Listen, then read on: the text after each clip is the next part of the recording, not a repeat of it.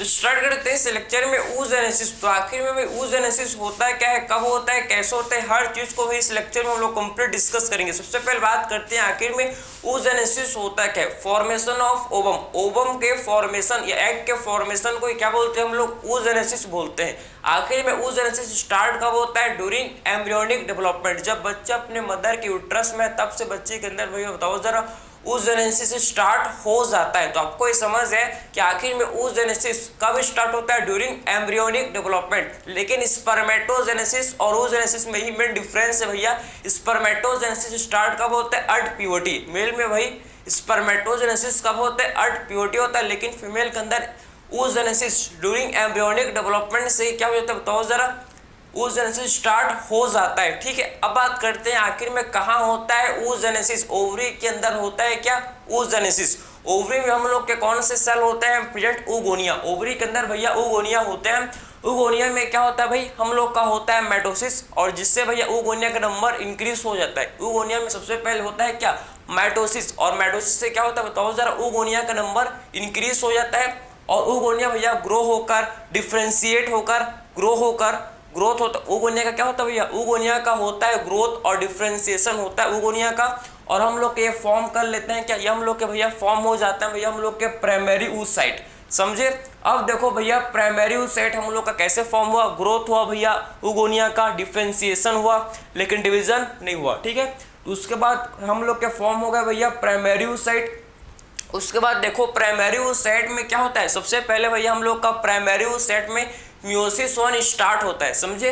Primary oocyte में क्या होता है, मियोसिस 1 स्टार्ट होता है। और जब प्राइमरी oocyte में भैया हम लोग का मियोसिस 1 स्टार्ट होता है, तो ये हम लोग का जो प्राइमरी oocyte है क्या हो जाता है भाई बताओ सर, ये हम लोग का अरेस्ट हो जाता है डिप्लोटिंग स्टेज में, समझे। ये हम लोग का प्राइमरी oocyte जो कि अरेस्ट हो जाता है भैया डिप्लोटिंग स्टेज, किसके भैया, प्रोफेज 1 के डिप्लोटिंग स्टेज में ये हम लोग का अरेस्ट हो जाता है। तो आपको ये पता होना चाहिए कि प्राइमरी oocyte जो कि भाई हम लोग का अरेस्ट हो जाता है प्रोफेज 1 के डिप्लोटिंग स्टेज में, समझे। तो आपको ये समझ है कि arrest at diplotene stage of prophase 1। ठीक है, तो डिप्लोटिंग स्टेज के प्रोफेज 1 भैया बताओ जरा, डिप्लोटिंग स्टेज के प्रोफेज 1 में हम लोग का जो प्राइमरी oocyte था, प्राइमरी oocyte जो क्या हो गया भैया, अरेस्ट हो गया। ये अरेस्ट हो गया, आगे नहीं बढ़ेगा। अब ये हम लोग का अरेस्ट हो गया, पॉज हो गया भैया, ये आगे अब नहीं बढ़ेगा।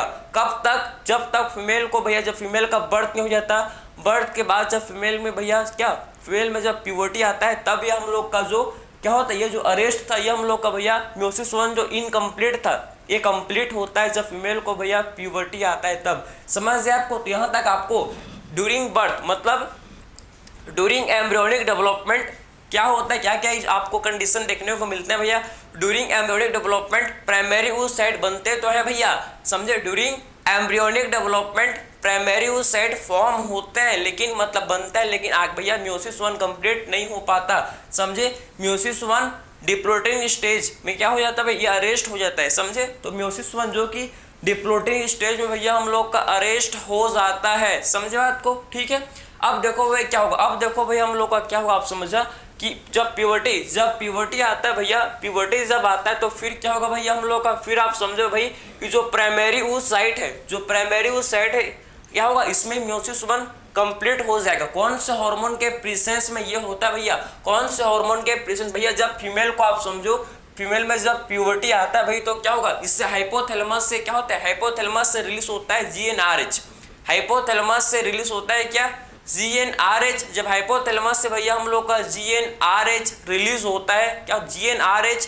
रिलीज होता है, तो आखिर में GnRH किसको स्टिमुलेट करेगा, एंटीरियर पिट्यूटरी को, और फिर एंटीरियर पिट्यूटरी दो हार्मोन को करता है release, LH and FSH, LH and FSH। और LH मेनली हम लोग का LH भैया क्या कराता है, ये हम लोग का LH मेनली मियोसिस 1 को कंप्लीट कराता है, समझे। मेनली LH का रोल क्या है, LH हम लोग का ल्यूटिनाइजिंग हार्मोन, ल्यूटिनाइजिंग हार्मोन क्या कराता है भैया, ल्यूटिनाइजिंग हार्मोन यही हम लोग का मियोसिस 1 को कंप्लीट कराता है, समझे ना। तो प्यूबर्टी में ही क्यों, आखिर में प्यूबर्टी में ही क्यों भैया हम लोग का मियोसिस 1 कंप्लीट होता है, आपको समझ है, क्योंकि भाई प्यूबर्टी में ही ल्यूटिनाइजिंग हार्मोन का सिंथेसिस होता है, ल्यूटिनाइजिंग हार्मोन बनता है, इसीलिए भैया प्यूबर्टी में ही। आप बताओ जरा प्राइमरी उस साइड में भैया हम लोग का प्राइमरी उस साइड में क्या होता है, म्योसिस 1 कंप्लीट होता है और क्या फॉर्म होता है बताओ जरा। इससे हम लोग का भैया फर्स्ट पोलर बॉडी और हम लोग का क्या बताओ, इसमें देखो सेकेंडरी उस साइड जो कि फॉर्म होता है। इसका प्रोडी याद रखना कि ऊगोनिया का प्रोडी क्या है भैया बताओ जरा।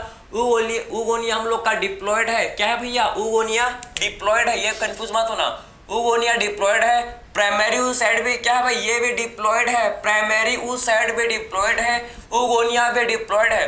अब प्राइमरी उस साइड में क्या हुआ, म्योसिस 1 कंप्लीट, ये अरेस्ट था, ये हम लोग अरेस्ट था डिप्लोटिन स्टेज के प्रोफेज 1 में। लेकिन भैया जैसे ही प्यूबर्टी आया फीमेल को क्या हुआ, प्राइमरी उस साइड में भैया जो इसमें म्योसिस 1 स्टार्ट हुआ था ये कंप्लीट हो गया और प्राइमरी साइड से हम लोग का सेकेंडरी साइड फॉर्म हुआ और फर्स्ट पोलर बॉडी बना। यहाँ पर अनइक्वल साइटोकाइनेसिस, यहाँ पर क्या होता है बताओ जरा। यहाँ पर आप देखो अनइक्वल साइटोकाइनेसिस हुआ है, साइटोप्लाज्मा का अनइक्वल डिवीजन हुआ है, समझे। तो ये हम लोग इसीलिए फर्स्ट पोलर, इसीलिए क्या हुआ, पोलर बॉडी का फॉर्मेशन हुआ। जब अनइक्वल साइटोकाइनेसिस हुआ तो क्या हुआ, इससे भैया इससे हम लोग का पोलर बॉडी का फॉर्मेशन, इससे हम लोग का क्या हुआ भाई, पोलर बॉडी का इससे फॉर्मेशन हुआ, समझे। अब देखो ये सेकेंडरी साइड, ये जो हम लोग का भैया सेकेंडरी साइड बना, ये हम लोग का जो सेकेंडरी साइड फॉर्म हुआ, इसमें अब क्या होगा भैया, इसमें हम लोग को बताओ जरा भैया अब होगा क्या, म्योसिस 2 स्टार्ट, समझे। ये अब देखो सेकेंडरी साइड में अब क्या होगा बताओ, इसमें म्योसिस 2 स्टार्ट होगा और जैसे ही भैया सेकेंडरी साइड में म्योसिस 2 स्टार्ट होता है, ये हम लोग का जो सेकेंडरी साइड है भैया म्योसिस 2 अरेस्ट हो जाता है, कहाँ पर, मेटाफेज 2 में, समझे। तो म्योसिस 2 भाई, म्योसिस 2 स्टार्ट हुआ लेकिन भैया ये वापस से म्योसिस 2 स्टार्ट तो हुआ लेकिन ये वापस से भैया मेटाफेज 2 में क्या हो गया, अरेस्ट हो गया, समझे।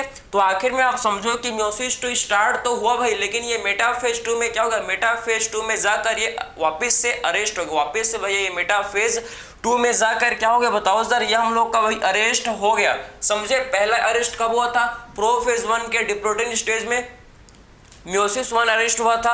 अब देखो मेटाफेज 2 में क्या होगा भैया, मेटाफेज 2 में म्योसिस 2 अरेस्ट हो गया, मेटाफेज 2 में म्योसिस 2 अरेस्ट हो गया, समझे। अब आखिर में म्योसिस 2 कंप्लीट कब होता है भैया, म्योसिस 2 कंप्लीट कब होता है, जब स्पर्म आता है भैया, जब स्पर्म आता है, जब स्पर्म सेकेंडरी उस साइड के कांटेक्ट में आता है तभी क्या होता है बताओ सर, तभी भैया क्या होता है, जो म्योसिस 2 था ये कंप्लीट होगा।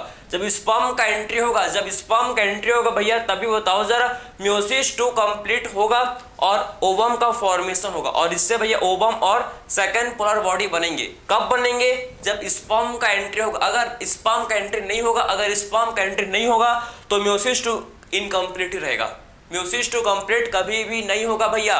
तो स्पर्म का एंट्री बहुत ही मैटर करता है, समझे। हर एवरी मंथ फीमेल के बॉडी में क्या होता है भैया, 1 ओवम, आपको पता है कि एवरी मंथ फीमेल बॉडी में फीमेल ओवरी क्या बनाता है भैया, एक मंथ में एक ओवरी क्या बनाता है, 1 ओवम का फॉर्मेशन करता है, समझ है आपको। तो ये समझ जाना चाहिए आपको कि अगर स्पर्म का एंट्री नहीं होता है तो आखिर में भैया म्योसिस 2 जो कि इनकम्प्लीट ही रहता है, कंप्लीट नहीं होता। अगर स्पर्म का एंट्री हो गया, अगर स्पर्म का एंट्री हो गया तो आखिर में आप देखो भाई क्या हो जाता है, म्योसिस 2 जो कि कंप्लीट हो जाता है, म्योसिस 2 भैया हम लोग का कंप्लीट हो जाता है और इससे हम लोग का ओवम और सेकेंड पोलर बॉडी का फॉर्मेशन होता है, समझे बात को। तो ये कंप्लीट प्रोसेस हम लोग ने बात किया भैया oogenesis के आखिर में।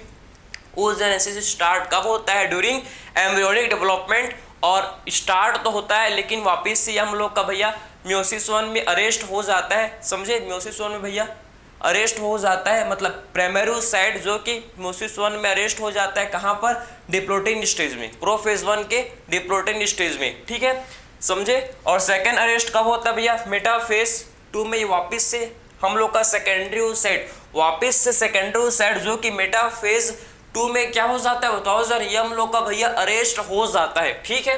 तो आई होप भैया आपको oogenesis का प्रोसेस आपको कंप्लीट समझ आया होगा, किसी भी टाइप का आपको इसमें डाउट नहीं आया होगा। तो आपने प्रोडी आपने समझ लिया कि प्राइमरी उस साइड डिप्लॉयड है लेकिन जो सेकेंडरी उस साइड में ये हम लोग का हैप्लॉयड है, कंफ्यूज मत होना, सेकेंडरी उस साइड हैप्लॉयड है, समझे। ओवम भी क्या है, ओवम भी भाई हैप्लॉयड है, समझे। सिर्फ oogonia एंड प्राइमरी साइड क्या है भैया हम लोग की डिप्लॉयड है, ठीक है। आई होप ये लेक्चर आपको समझ आया होगा, ठीक है। तो मिलते हैं अगले लेक्चर में, थैंक यू।